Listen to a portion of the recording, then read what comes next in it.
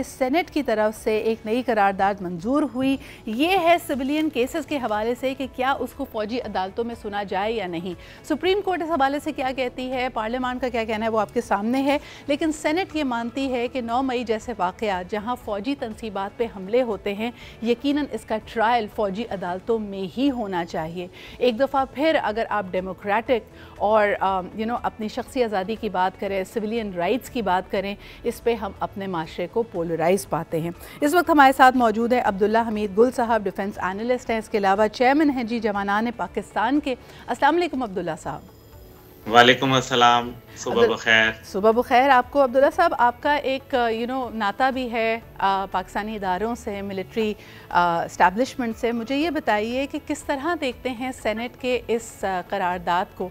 क्या आप समझते हैं कि ये रिवायत आगे आने वाले दिनों में पॉलिटिकल वेंडेटा का शिकार हो सकती है, कुछ और तरीक़ों से पाकिस्तान के माशरे को, हमारे समाजी फैब्रिक को नुकसान पहुँचा सकती है? What's your take on it? देखिए जी, जहाँ कहीं भी नाइंसाफ़ी जो होती है वो माशरे के अंदर अदम इस्तेहकाम के बायस बनती है, और नतीजे के अंदर जो फिर पब्लिक है उसका रिएक्शन जो है वो जमहूरी अंदाज के अंदर आता है, और ज़ाहिर है वो फिर जलसे जुलूस, रैलीज, प्रोटेस्ट और दीगर अशकाल के अंदर उसके मुख्तलिफ मनाजिर हम देखते हैं। अब देखना यह है कि सुप्रीम कोर्ट का या दीगर अदालतों का इसके ऊपर मौक़िफ़, तो 11 जजों का एक बेंच बना था 2015 के अंदर, और उसके अंदर बाकायदा इसको वैलिडेट किया गया और कहा गया कि जो फ़ौजी अदालतें हैं उनको इजाज़त दी गई। उसके बाद इसी तरीके से जो इंटरनेशनल कोर्ट था उसने भी इसको जो है वो उसके ऊपर कोई एतराज़ नहीं लगाया, इंटरनेशनल कोर्ट ऑफ जस्टिस ने, और उसने कहा कि इट्स अ ड्यू प्रोसेस, ये अल्फाज उन्होंने इस्तेमाल किए। फिर 1952 और फिर 1967 के जो एक्ट्स हैं, मिलिट्री एक्ट्स, उनके बाद से हज़ारों लोगों को इसके ऊपर सज़ा मिल चुकी है, और वो भी ज़ाहिर है उनके ऊपर अदालत की वैलिडेशन है। पहली बात यह है कि इसके अंदर आपको वकील करने की भी इजाज़त होती है। इसके अंदर आपको बाकायदा जो जैसे अदालती एक प्रोसेस होता है, आप अपना दिफा पूरा करते हैं, लेकिन इसके ट्रायल स्पीडी इसलिए होते हैं। और फिर एक और वजह भी है, देखिए जो सिक्योरिटी है, ज़ाहिर है दुनिया के अंदर ये काम किया जाता है, ये कोई पाकिस्तान वाहिद मुल्क नहीं है, इसके अंदर भारत भी शामिल है, रूस भी शामिल है, अमेरिका, बरतानिया, और इसी तरीके से जो तकरीबन 39 ऐसी कंट्रीज़ हैं जो इसके अंदर शामिल हैं जिन्होंने मिलिट्री कोर्ट्स, चाइना भी उसके अंदर शामिल है।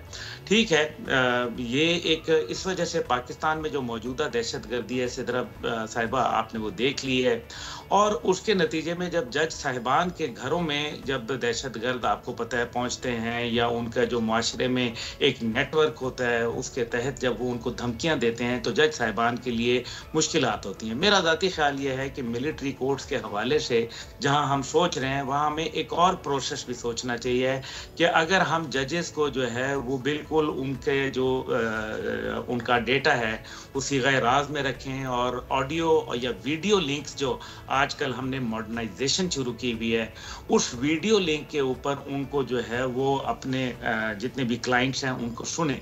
अब इससे जो है वो आपका मसला भी हल हो जाता है, स्पीडी ट्रायल्स भी हो जाते हैं, और जो जजेस हैं वो भी जो अदालत के अंदर जो एक मौजू बना हुआ है कि जनाब ऐसा कोई कहता है मिलिट्री कोर्ट होना चाहिए, कोई कहता है नहीं होना चाहिए, लेकिन हमने कोई मॉडर्नाइजेशन अपनी अदलिया के अंदर की ही नहीं है, जिसकी बुनियाद के ऊपर आज हमें मिलिट्री कोर्ट्स आज के दिन में जब तक कि ये नहीं होता तो ये मेरे ख्याल में हमारी रिक्वायरमेंट है। सर, एक आम आदमी का, एक आम शहरी का कितना एतमाद आप देखते हैं मिलिट्री कोर्ट्स के ऊपर? I mean speedy trial, speedy justice का आपने यहाँ पे जिक्र किया, सिवाय इसके कि फ़ैसले जल्दी आते हैं, फ़ैसले इंसाफ पे मबनी होते हैं, क्या ये एतमाद एक आम शहरी का मिलिट्री कोर्ट्स पे है, और ख़ास तौर पे आज साल 2023 में?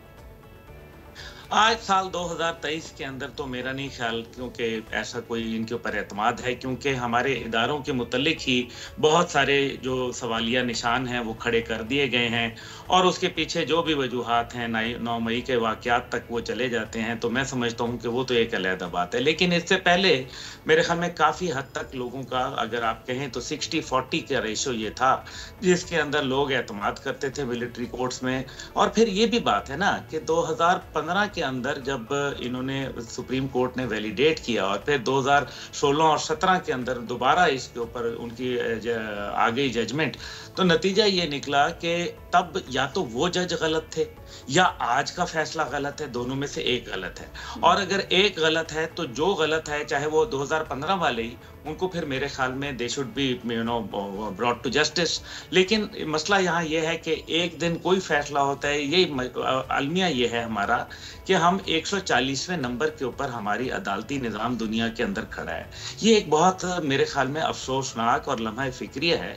लेकिन बहरहाल मैं ये समझता हूँ कि सिविलियंस वो जिनका अफवाज पाकिस्तान या पाकिस्तान के कौम के जो राजों के अमीन हैं, ज़ाहिर है we are a nuclear state. लेकिन मेरा एक सवाल फिर आपसे होगा कि एक तरफ आपने कहा कि मुआवजा किया जा रहा है सिविलियन कोर्ट्स या रेगुलर जो हमारी कोर्ट्स हैं उनका फ़ौजी अदालतों से, लेकिन जब हम तोशा खाना केस देखते हैं या PTI चेयरमैन के ख़िलाफ़ जो मुख्तलिफ़ केसेस हैं, वहाँ पे हम पूरी तरह एतमाद ले आते हैं इन्हीं कोर्ट्स के ऊपर। वहाँ हम समझते हैं कि ये कोर्ट्स जो फ़ैसले कर रही हैं या गिरफ़्तारी पे गिरफ़्तारी हो रही है या गिरफ़्तारी पे अमल दरामद कराने के लिए जो वो अहकामात जारी कर रहे हैं वो बिल्कुल दुरुस्त हैं।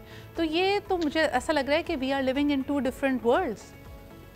वो ये ऐसे ही है, मल्टीपल वर्ल्ड्स अगर कहें तो ज़्यादा बेहतर होगा, क्योंकि यहाँ स्टैंडर्ड्स बड़े फ़र्क हैं। गरीब के लिए, अमीर के लिए, ताकतवर के लिए, कमज़ोर के लिए कवानीन चेंज होते हैं और हम रोज़ाना देखते हैं। अभी आप यही देख लें कि नवाज शरीफ साहब जब पाकिस्तान आए तो unprecedented, because Anglo Saxon law जो है वो प्रेसिडेंट्स पे चलता है और कोई ऐसी प्रेसिडेंट्स मौजूद नहीं थी जिसमें एक आदमी जो कि कॉन्विक्ट हो, सज़ा हो, भगोड़ा हो, और उसको जब वो पाकिस्तान आए तो फिर उसके जो पहले ही अदालत जाके बेल ले ले वहाँ एयरपोर्ट के ऊपर। ये क्या सहूलियात जो है वो सिद्रा इकबाल को, अब्दुल्ला गुल को या हमारे जो नाजरीन देख रहे हैं, क्या उन लोगों को भी मुयस्सर है? तो ऐसा तो कुछ भी नहीं है।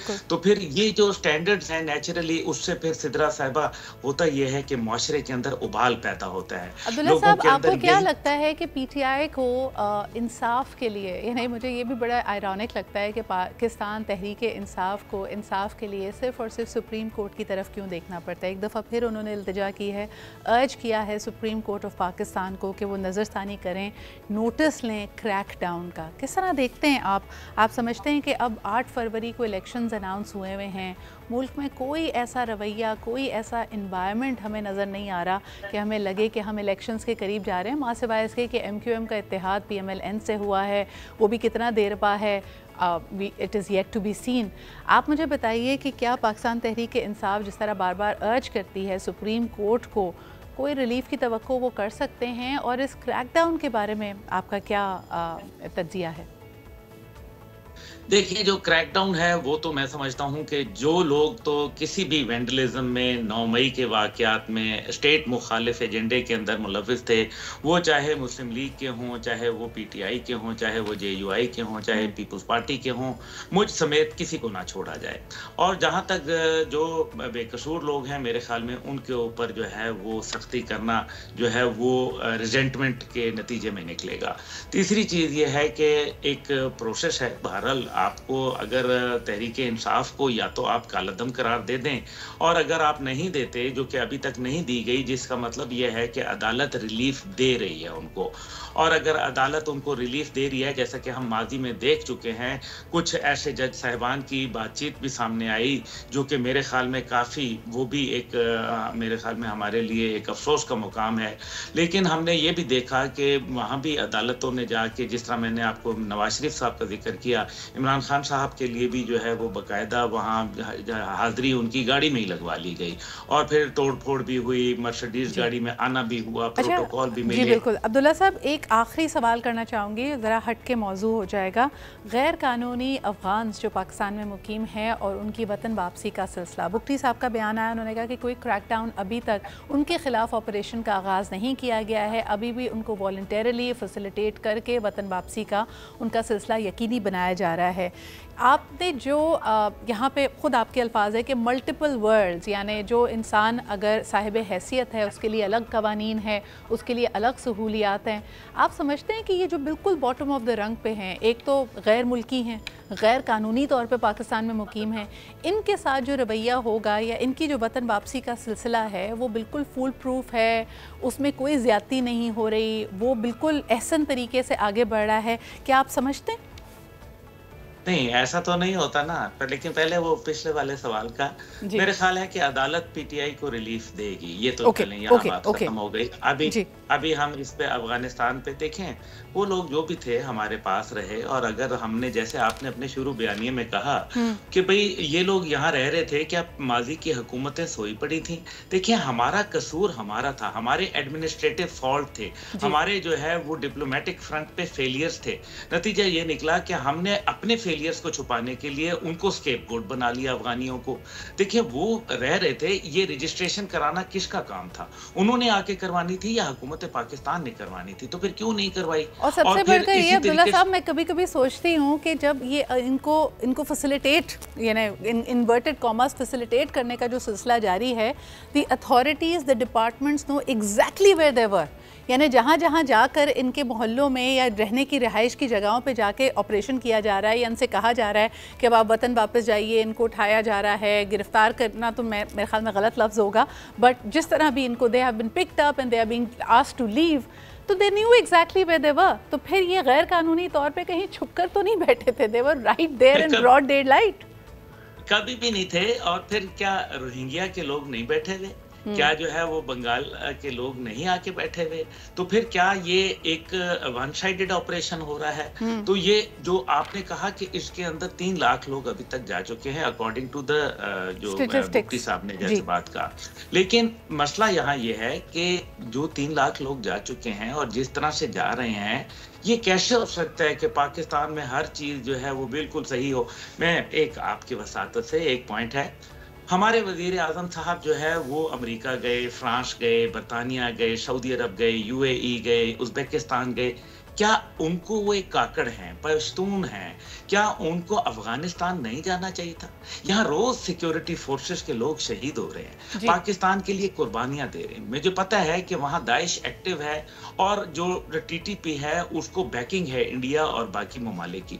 लेकिन मसला ये है कि कर तो वो रहे हैं, ये जितने मुहाजिरीन हैं, आपको भी पता है, बहुत अच्छा आप जानती हैं कि इन्होंने कभी गैर कानूनी सरगर्मियों में अपने आप को मुलव्विस नहीं किया। हाँ, ये ब्लैंकेट स्टेटमेंट हो जाएगी, लेकिन आपका जो पहला हिस्सा है गुफ्तगू का, मैं उससे बिल्कुल मुत्तफिक हूँ कि अगर हम ये बात करें कि ये अफगानिस्तान में मुतहरिक मुख्तलिफ स्लीपर सेल्स या फिर नॉन स्टेट एक्टर्स हैं और इसका हल इन आइसोलेशन नहीं निकाला जा सकता। जब पाकिस्तान हमेशा सफारती सतह पे तालिबान हुकूमत को एक तरह से सपोर्ट करता है, अब यकायक हमने वो सपोर्ट भी विड्रॉ कर ली है, लेकिन we can not resolve this issue in isolation. अगर हमने वाकई पाकिस्तान के लिए ये यकीनी बनाना है कि अफगानिस्तान की सरजमीन यहाँ पे दहशतगर्दी के वाक़यात के लिए इस्तेमाल ना हो, तो अफगानिस्तान की हुकूमत को, उसकी रियासत को इन कॉन्फिडेंस लेना और उनके साथ जॉइंट एफर्ट करना बहुत ज़रूरी है। Unfortunately we are perhaps creating more anguish. जी बिल्कुल। सिर्फ इतना सा है कि हमें हकीकत मुंतज़िर पे नजर रखनी है। हमारे मुस्तकबिल के जो रास्ते हैं वस्ती एशिया की तिजारती मंडियों तक, वो हम अपने लिए कहीं बंद तो नहीं कर रहे। और अगर हम ये बंद कर रहे हैं तो मेरे ख्याल में हमारे लिए बहुत बड़ा चैलेंज है, वो चाहे टैपी की सूरत में हो, चाहे वो कैश ऑफ 1000 की सूरत में हो, हमारे गैस और जो बिजली के मसाइल हैं, हमारे जो very rightly pointed out Abdullah sahab, I mean whoever is designing the policies needs to give it a very good look कि हम कहीं वक्ती तौर पे कोई एडवांटेज हासिल करने के लिए किसी नी जर्क रिएक्शन की तरफ तो नहीं जा रहे हैं। इन 3 लाख अफगान्स को आपने भेज तो दिया है, लेकिन हमारे ही नंबर्स कहते हैं कि पिछले 40 साल में 30 से 50 लाख अफगान्स पाकिस्तान में नेचुरलाइज हो चुके हैं। क्या इन सब की वतन वापसी को हम फेज़ वाइज डिवाइस कर रहे हैं? वो जो वीज़ा लेकर कानूनी तौर पर यहाँ मौजूद हैं, उनके साथ हमारी स्टेट का क्या रवैया होगा? All these questions are yet to be answered. But बहुत शुक्रिया हमारे साथ मौजूद होने के लिए, and for once again highlighting कि ये जो ओवरऑल स्ट्रेटेजिक पिक्चर है वो किस तरह इवॉल्व कर रही है। आई थिंक कि पूरी दुनिया जो ज़बान बोलती है कि are we contributing to a humanitarian crisis. हमारा वर्जन या हमारा जो नैरेटिव है, एक तो वो मजबूत नहीं होता, उसके लिए कोई मजबूत स्ट्रैटेजी नहीं होती, और ऊपर से जो दुनिया दिखाती है उसके बाद पाकिस्तान का तशख़्ख़ुस को कहीं हम मज़ीद नुकसान तो नहीं पहुँचा रहे। यानी हो सकता है we are looking for the best gain for Pakistan, लेकिन the way we are doing it, बार बार लोग कह रहे हैं कि जो स्ट्रैटेजी हमने अपनाई है आने वाले दिनों में कहीं वो बैकफायर ना करे। So let's always be on the right side of history.